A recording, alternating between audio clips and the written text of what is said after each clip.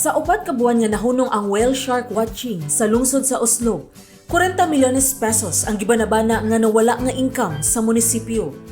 Sugod sa Agosto 1, nanawat na ang Oslo ug mga turista nga motanaw sa mga whale shark sa kadagatan sa barangay Tan-awan. Apan nalantawan ni Oslo Mayor Jose Tumulak Jr.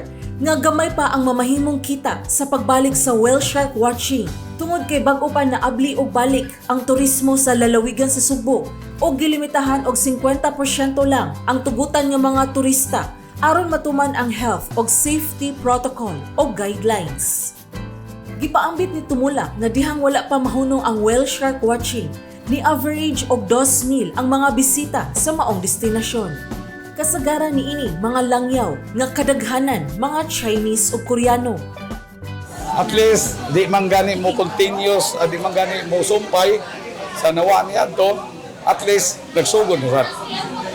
Kay 2012 pila ra gyud ko. Wa gyud mi mag-expect nga hindi ka nako. Pero at least nagsugod ko.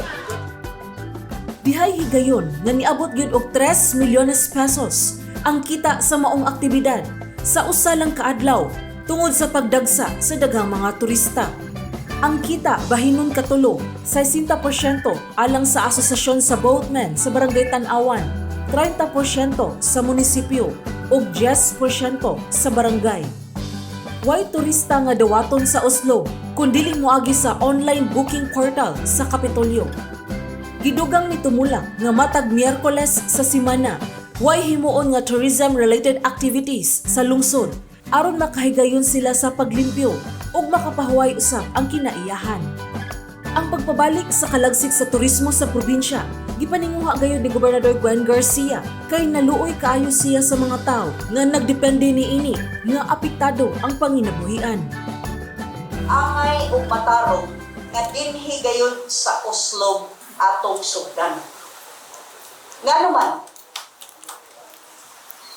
tungod kay kining atong sugilanon sa whale shark interaction and watching hataas o makasaysayanon usab. Ug mao gani aduna gayoy sentimental value sa kasing-kasing ni Gwen Garcia kining atong whale shark watching. Sayod ang taga-Oslo, labi na ang atong mga opisyales, labi na gyud ang atong boatmen kung unsay giagian niining maong kalihukan. Gihulagway ni Trade and Industry Assistant Secretary Asteria Caberte nga usa ka maisugon nga lakang ang gibuhat ni Garcia pagpabalik sa kadasig sa turismo taliwa sa krisis sa COVID-19. Kinasing-kasing nga congratulations for the boldness of Governor Gwen and the rest of the stakeholders and the local government unit executives for taking on the challenge of bringing back the livelihood of our people.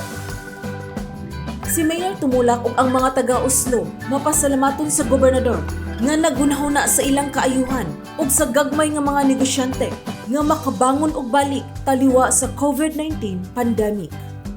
Kami nagpasalamat nga dinhi gyud sa Oslo una og every maong tourism activities.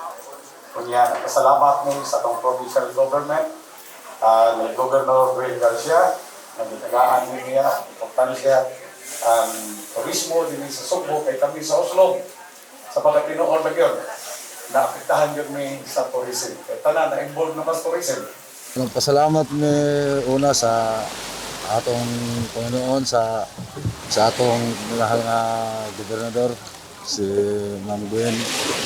Daghang kayong salamat, maiyan ako ng gi-open kay sa tinuod lang medyo wala na jud. Wala. Salamat yun kayo. Hinaot unta nga mabutang panahon nga mabalik unta sa normal para saka makaserbisyo sa tarong sa atong mga bisita nga moare. Alang sa balita sa Subo, kini si Sheila Gravines.